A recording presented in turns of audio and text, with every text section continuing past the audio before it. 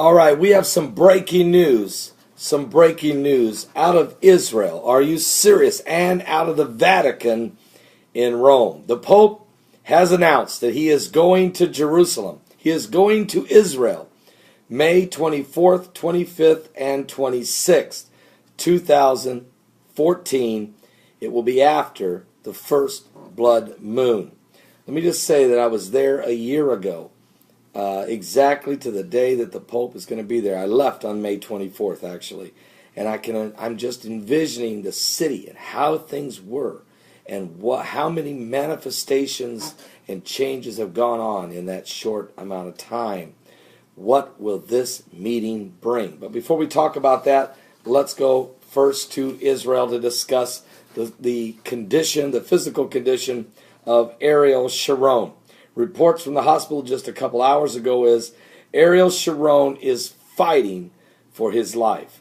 The director of Israeli hospital treating the former Prime Minister Ariel Sharon said today, on this January the 5th, 2014, that the 85-year-old former Prime Minister is fighting for his life, and doctors are very pessimistic about his prognosis. Now, Dr. Ziv Rothstein of the Sheba Medical Center near Tel Aviv told reporters that doctors had managed to stabilize Sharon's circulatory system over the weekend, but Rothstein said there is no improvement in Sharon's kidney function or with other vital organs that have been slowly declining since last week. After saying that Sharon was fighting like a true lion, Rothstein said, "Our general assessment is there is no way to overcome this crisis. I am perhaps more pessimistic than I was before. There is no way he is going to live." The doctors called Sharon's condition critical and life-threatening and added that Sharon's two sons were at his father's bedside. The 85-year-old Sharon has been in a coma, folks, since 2006, and after a devastating stroke incapacitated him at the peak of his political power. You know, it is God's power that puts people, God, who puts kings and leaders into position, and it is God that will, in some cases, take them out. There is probably a reason that I don't understand, but we know that his time is drawing near. And we also know the 108-year-old Rabbi Yitzhak Kadori, his prophecy on his death, left a note that said, "I have seen the Messiah, and Jesus Christ is the Messiah." And at the death of Ariel Sharon, Jesus Christ, the Messiah, Yeshua, the tribe of Judah, will return shortly. Now, there was two things significantly going on there. One, this 108-year-old rabbi, the oldest rabbi in all of Israel, was leaving a proclamation of who the true Messiah was. This was a gigantic announcement. And since he announced that, the number of Messianic Jews in Israel has tripled. There is a revival there. I met someone, I was in Israel. It is awesome what God is doing.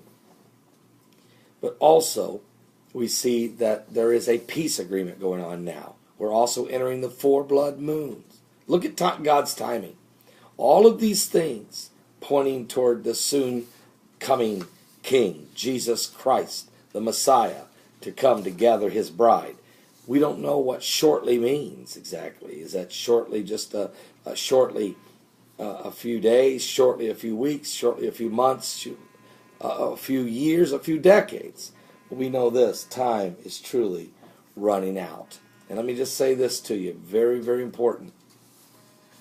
Besides the physical condition of Ariel Sharon, we are dealing with the Pope and his timing as he will arrive. It says the Vatican City is reporting that Pope Francis is to visit the biblical sites in Jordan, Israel, and Palestinian territories in May, his first trip to the Christian Holy Land as a pontiff, and only the fourth by a pope since biblical times.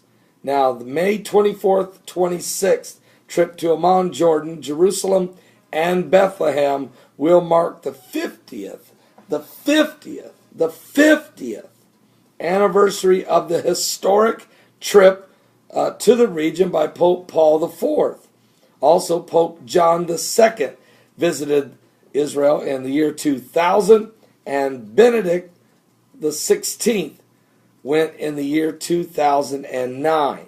So apart from its significance for Roman Catholic relations with Jews and Muslims, Pope Francis I's trip will hold major importance for relations among Christians, because it will also include a meeting in Jerusalem with spiritual heads of the world's Orthodox Christians, as well as Anglican and Protestant leaders.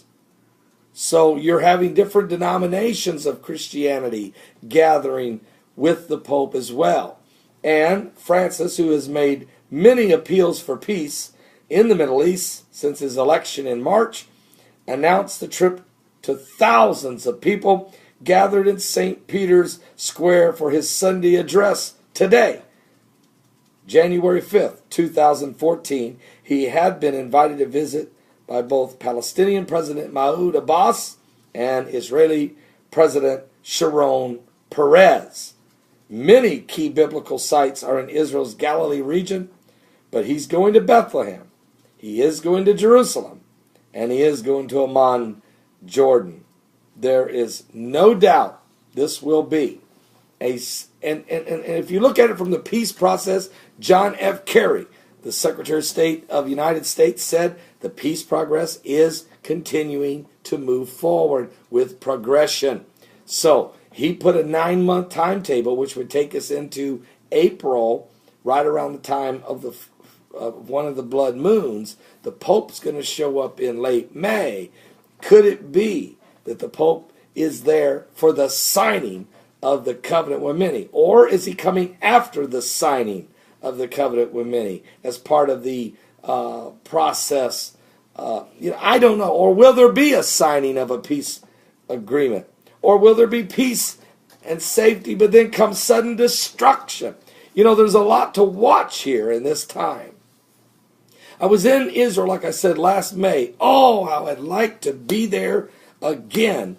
I would love, I plan on going in the fall of 2014 and meeting several of our followers there for a period of time of a tour. I plan on doing that in either late September, October, somewhere in there. We haven't got the date exactly set, but how I wish I could be there again this May during the same time that the Pope arrives, because you will have every religion, you will have all of this historical situation. Who knows what could be taking place that week? Maybe the signing of the covenant in Daniel 9:27? Are you serious? Are you serious? Are you serious? I want to be standing on the Mount of Olives. I want to go back to the Mount of Olives. Are you serious? I'd like to be standing on the Mount of Olives. Jesus is coming, though, for the world to gather his bride, no matter where we are on the planet. Don't miss today's show.